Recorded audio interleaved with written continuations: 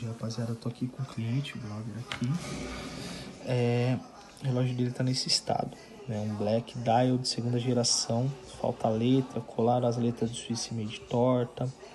O icon tá solto, o calendário, o ponteiro. Então ele vai deixar esse relógio hoje, que tá com pulseira no biteno, mas não sai com essa pulseira de fábrica, né?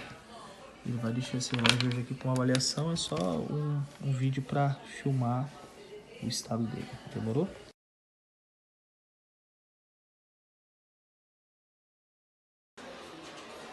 Aí, monstro, fiz o melhor que pude.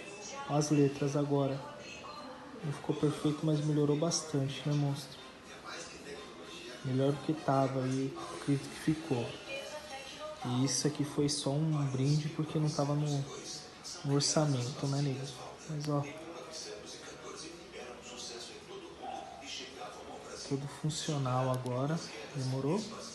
Dei o meu melhor aí. Infelizmente, como eu vi, tem coisas que não dá pra ser corrigido, mas o maquinário que era pra ter arrumado e tal, tá perfeito.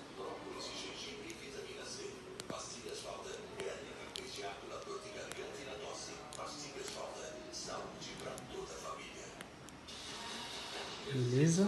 Tamo junto, irmão. Pode vir buscar a joia.